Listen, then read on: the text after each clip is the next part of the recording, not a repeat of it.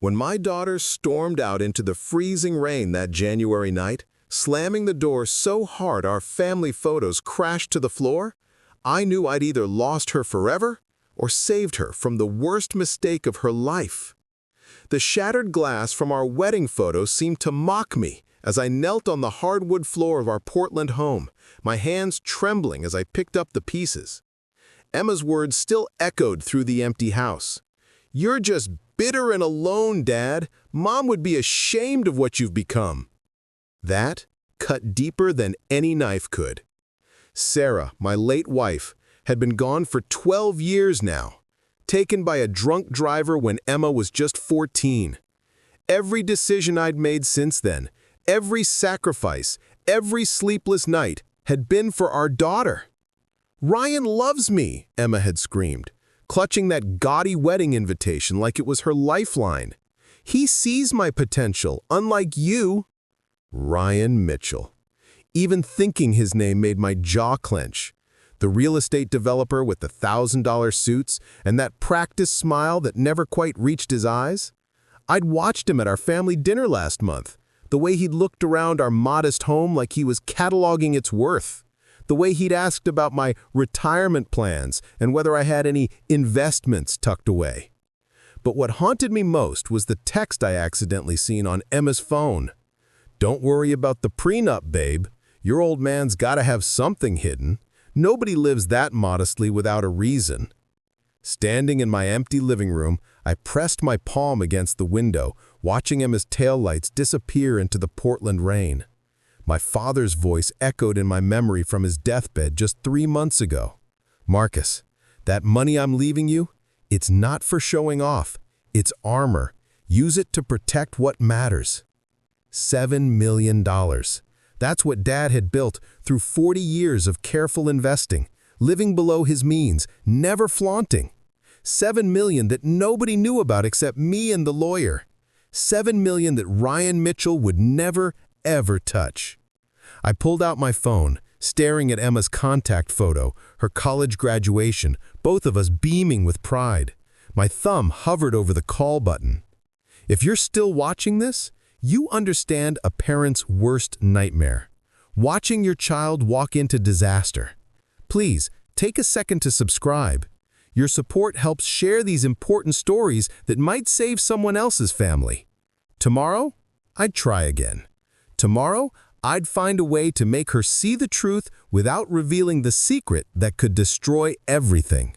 Because if Ryan knew about that money, Emma wouldn't be his fiancée, she'd be his prey. Baxter and Delphine arrived at 6, carrying a homemade peach cobbler and wearing the warm smiles of true friendship. Clifton followed, his cane tapping against the walkway like a countdown to disaster. "Happy birthday, brother." Baxter embraced me while Delphine kissed my weathered cheek.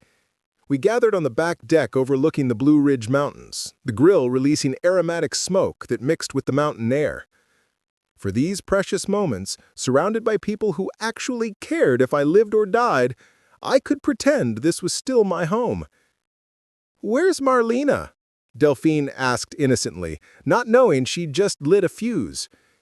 "She's inside," I managed, turning the ribs with hands that wouldn't stop shaking. Through the bay windows, I could see Marlena and Torin watching us like we were roaches infesting their perfect space. The contempt on their faces was so pure it could have been bottled and sold as poison. "Aldrich," Clifton said quietly, his old eyes missing nothing. "You all right, friend?" Before I could answer, the sliding door exploded open with such violence I thought the glass would shatter. "Get them out!" Marlena shrieked, her face purple with rage. "Get these pathetic fossils out of my yard!" Delphine's hand flew to her mouth. Baxter's beer stopped halfway to his lips. Clifton gripped his cane tighter. "Marlena, these are my friends. I don't care if they're dying veterans. This is our property, and you're trespassing with your dementia ward field trip." Torin strutted out, chest puffed up. "You heard her. Everyone out, or I call the cops." The silence was deafening. My friends looked at me with a mixture of shock, pity and horror that cut deeper than any words. Baxter stood slowly, with dignity intact despite the humiliation. "Aldrich, happy birthday, my friend. You deserve so much more than this." They filed out like a funeral procession. Delphine wiping tears, Clifton muttering prayers, Baxter's jaw clenched in rage he was too polite to express. As their cars disappeared down the mountain road, I stood alone with the cooling ribs that would never be eaten. "Clean up this mess," Marlena hissed, "and Dad, you have 30 minutes to pack and get out." 30 minutes? My voice cracked like a teenager's. "Where will I go? It's dark." "That's not my problem. Maybe you'll get lucky and drive off a mountain road. Would save us all a lot of trouble." Torin laughed. "The cancer's about to be cut out, baby." I climbed the stairs on legs that felt like they belonged to someone else, packed my life into a suitcase Isadora had given me for our last anniversary. Her photograph went in last, wrapped in the shirt she'd loved seeing me wear. 28 minutes later, I stood at the front door with my suitcase, looking at the house I'd bought, the daughter I'd raised, the life I'd built that was now rejecting me like a failed organ transplant. "Still here?" Marlena asked from the couch, not looking up from her wine glass. "I'm your father." "No," she said simply. "You're nothing. Now get out before I have you arrested for trespassing." I walked into the Asheville night, suitcase wheels clicking against the pavement like a countdown to oblivion, each step taking me further from the daughter who just cut out my heart and called it cancer surgery. Standing at my daughter's wedding, I watched her new husband whisper something to his mother that made them both turn and stare at me with predatory smiles. That's when I knew. They weren't celebrating a marriage, they were celebrating a hunt. The Riverside Ballroom sparkled with fairy lights that April evening, but all I could see were the shadows. Emma floated down the aisle in her mother's wedding dress. We'd had it altered to fit, and for a moment I saw Sarah's ghost in her smile. But when she reached Ryan at the altar, something cold settled in my chest. "Who gives this woman to be married?" the officiant asked. "I do," I said, though the words felt like swallowing glass. As I placed Emma's hand in Ryan's, his grip was too firm, too possessive. His mother, Victoria, watched from the front row in a dress that cost more than most people's monthly rent, her lips curved in satisfaction. During the reception, I overheard them near the champagne fountain. 6 months, Victoria murmured to a son.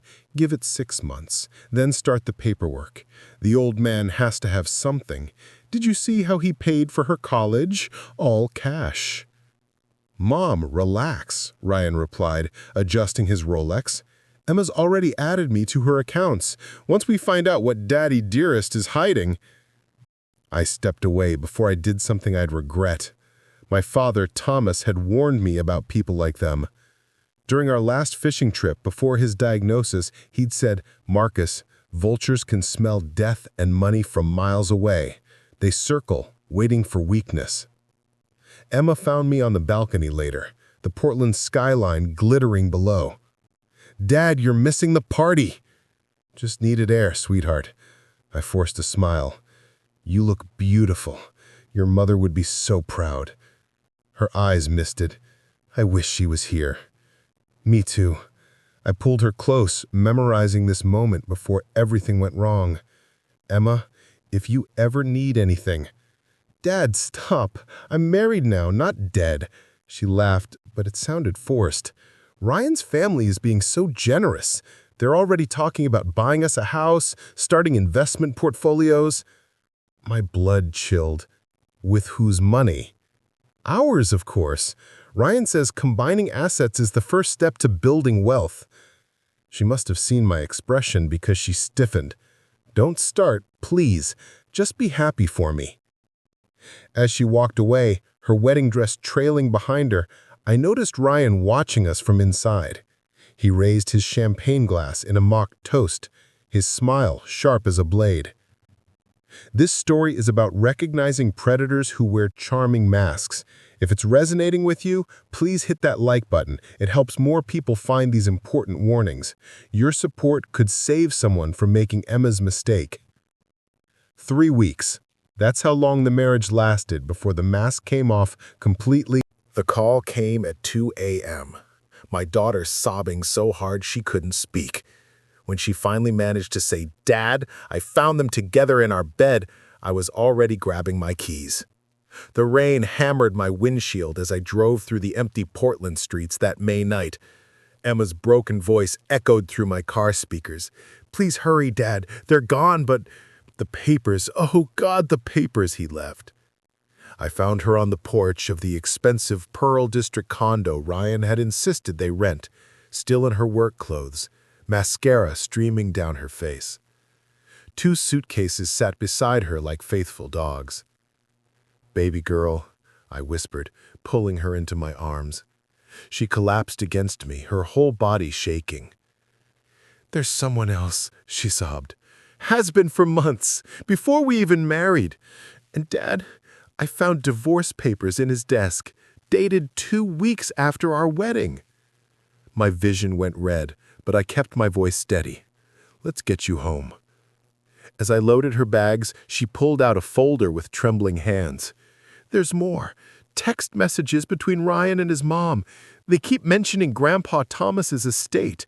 They think you inherited something huge. They've been investigating us." I thought of the locked safe in my basement, the papers that could change everything. $7 million that my father had whispered about with his dying breath. For Emma's future, Marcus, for when she really needs it, not for some vulture to steal. "What else did you find?" I asked, guiding her to my truck.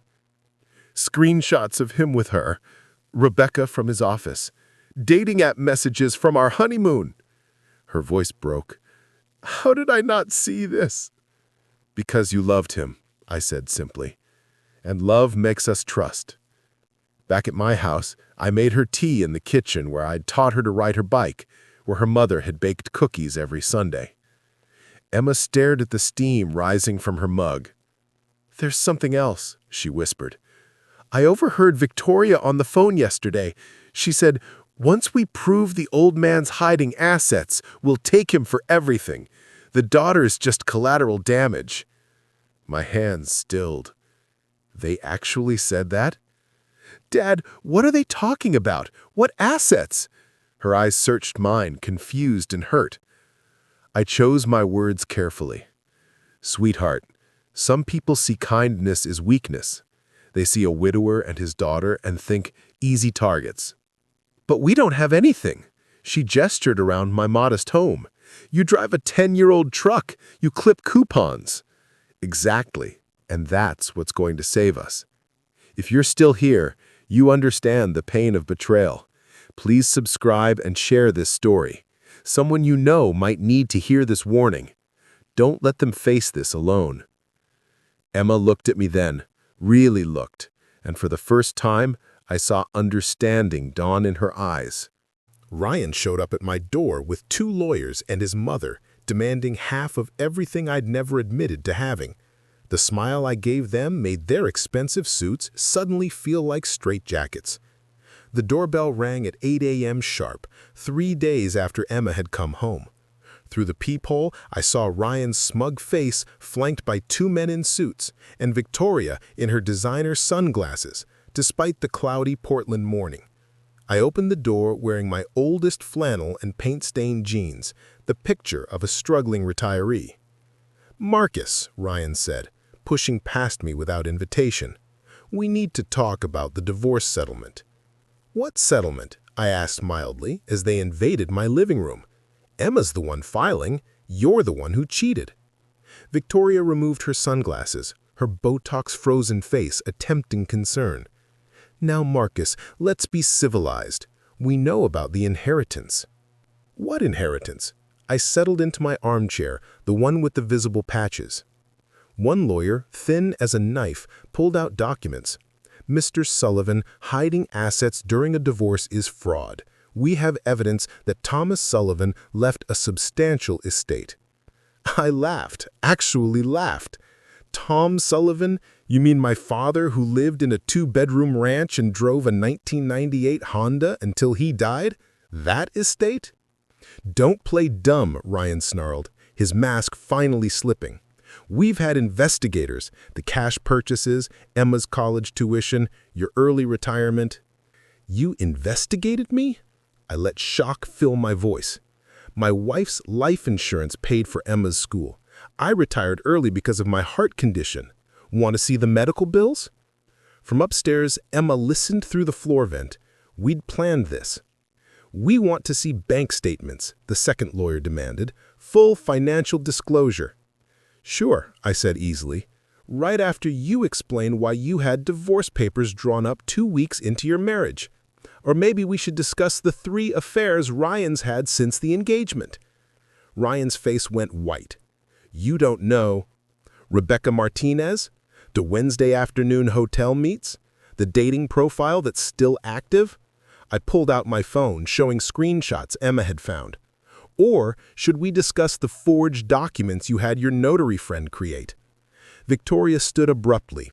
You're bluffing. Am I? I smiled wider. Emma found everything.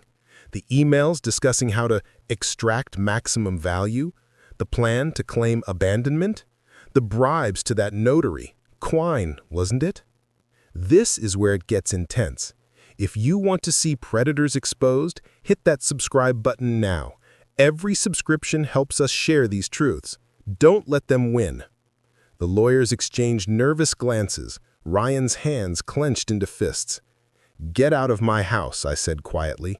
And Ryan, if you come near my daughter again, the world will know exactly what kind of man you are. They left, but Victoria turned at the door. This isn't over. We'll destroy you both. Try, I said, and closed the door in her face. Hook. When Ryan's lawyer accused my daughter of being mentally unstable in court, I stood up with a folder that would destroy 3 lives in 30 seconds. The judge's gavel couldn't stop what came next. The Multnomah County Courthouse felt like a coliseum that humid June morning. Emma sat beside Diana Chen, our warrior in a power suit, while across the aisle, Ryan smirked next to his mother and their legal team. Your Honor, Ryan's lawyer began, oil smooth, my client was abandoned by an emotionally unstable woman who— Objection, Diana said calmly. Counsel is testifying. Judge Harrison, a stern woman who'd seen every divorce trick, nodded. Sustained. Present evidence, not theatrics. Ryan took the stand first, his testimony rehearsed. Emma left suddenly, wouldn't communicate rationally. I think she needs help. Diana approached like a predator. Mr. Mitchell, is this your signature on divorce papers dated 2 weeks after your wedding? His face flushed. That was just insurance. Insurance? Diana produced the dating app screenshots. Like your active profile during your honeymoon was insurance? Objection, their lawyer shouted. Overruled. Answer the question. The courtroom filled with whispers as Diana systematically demolished Ryan's credibility. Then came the recording Carlos had captured. Ryan's voice filled the courtroom. Emma's so naive, she actually believes her dad is poor. Once we get the real numbers, we'll take them both for everything. Emma squeezed my hand as Ryan's face went from red to white. Victoria took the stand next, diamonds glittering despite her supposed poverty. Emma was always unstable. Her father filled her head with paranoia. Diana smiled. Mrs. Mitchell, is this you? She played another recording. The notary will backdate documents, make it look like Emma agreed to asset transfer before marriage. Klein owes me favors. That's taken out of context. Then let's provide context. Diana called Klein to the stand. The notary, sweating through his cheap suit, had already made a deal with prosecutors. Mrs. Mitchell paid me $5,000 to forge documents. She said Mr. Sullivan had millions hidden from his father's estate.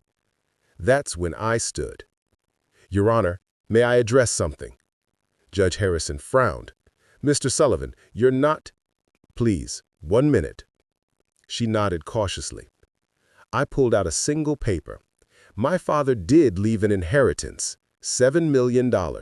It's been in a trust, untouched, waiting for Emma when she needed it most, not for vultures who saw my daughter as a pathway to wealth they didn't earn.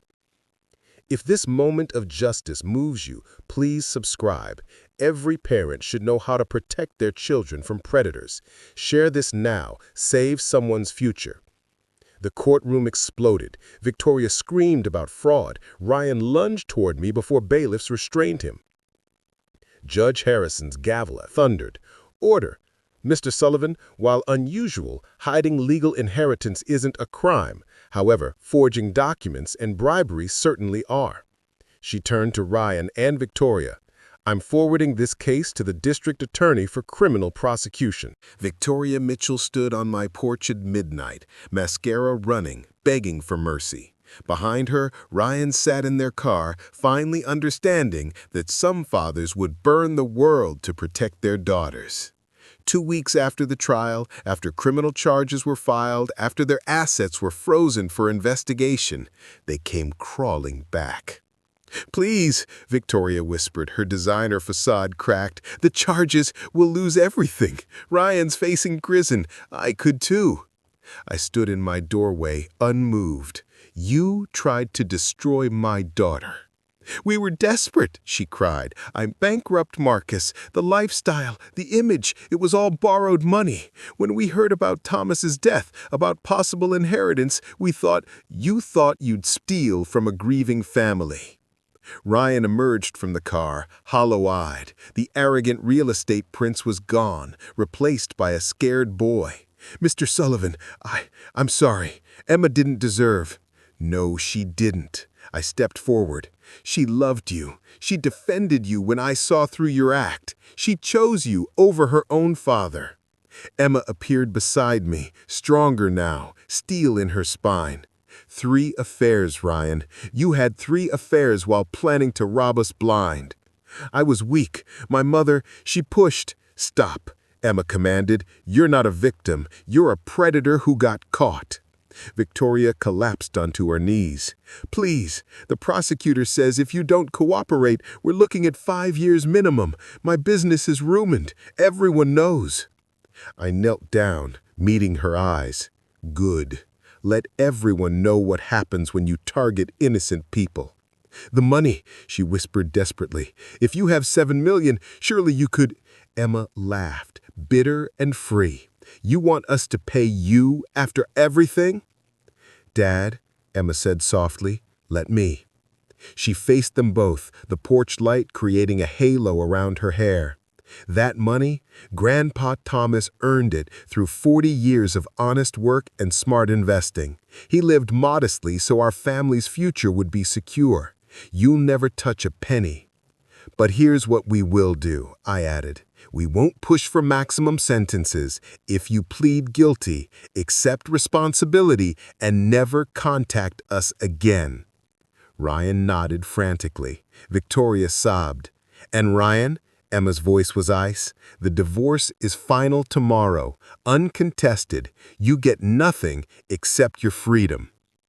They left, broken, their expensive car carrying them towards consequences they never imagined.